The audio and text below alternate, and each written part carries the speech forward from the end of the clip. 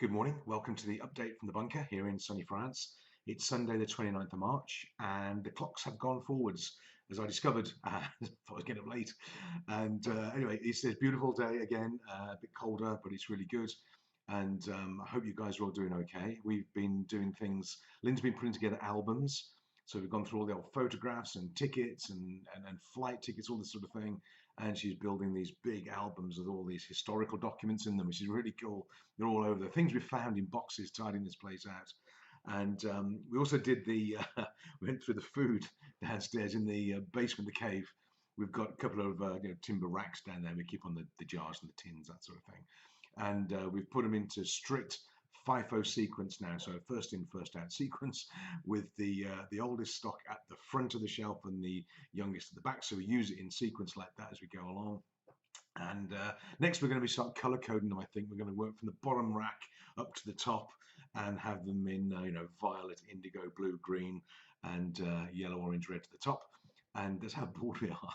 But the downstairs looks very, very tidy. The garage is tidy. We've got all our photographs being put into albums. And life's good. It's amazing what you can do when you have time on your hands. Well, no pressure, no pressure. I have no flights to catch. I have no places to go. We're working with clients all over the world. And it's interesting, doing this, which is always interesting. But we have people I'm speaking with next week in California, in the UK, in Israel, and all over Europe. And they're in the same situation. Everyone's in the same boat. They're all finding their way through it in their own way, if you like. We're all doing the same sort of thing.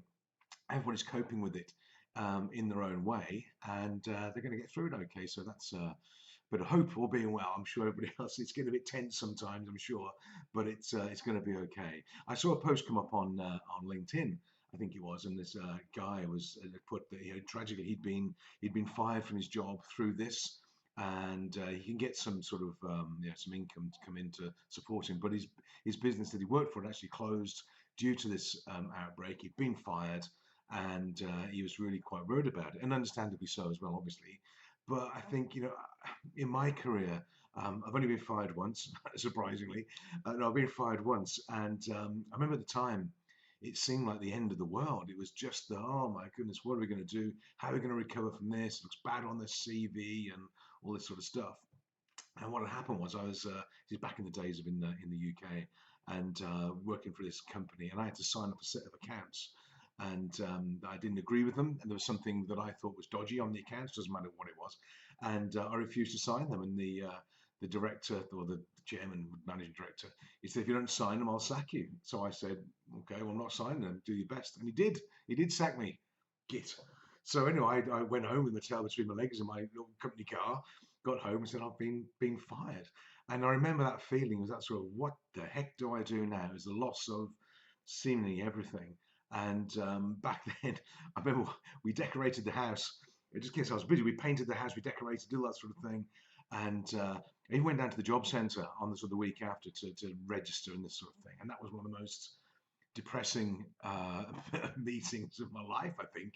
And I thought, just this is going to be awful. And I never claimed anything. I refused to claim anything. It just didn't, anyway, whatever, it didn't fit. And within about a week, the phone rang and this guy said, "I've heard you're available.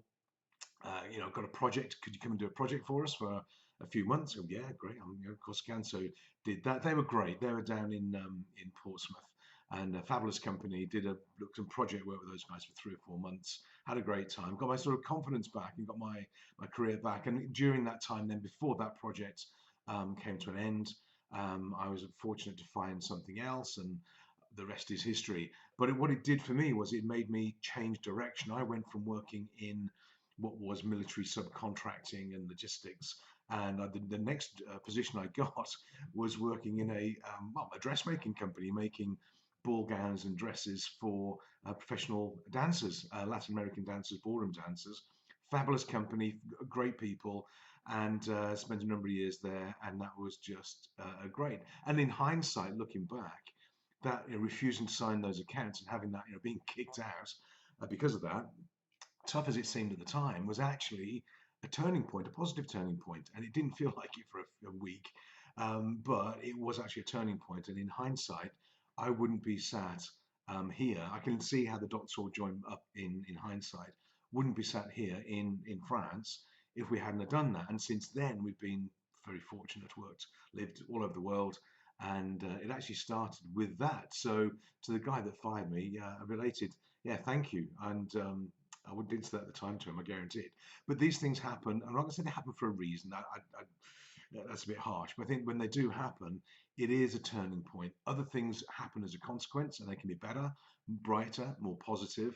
And even if it doesn't feel like it right now, while we're on lockdown in our bunkers, as things start to ease off, and we're not out of the woods yet, but as they start to ease off and things become clearer and the bunkers open up, in future, you, we, I, all of us will look back on this and go, you know what, it was tough, we were scared, but it was actually a positive turning point, and we can make it into that. So, if that's any help, then I hope that gives you a bit of spirit, a bit of hope on a Sunday morning.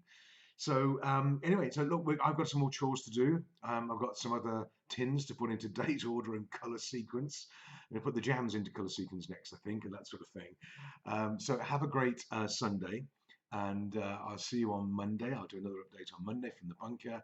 In the meantime, stay healthy, keep washing your hands, keep away from people, if unless you're living with them, of course. Even then, you know, just keep away from them as well sometimes. So I'll see you tomorrow. Have a great day, and bye for now.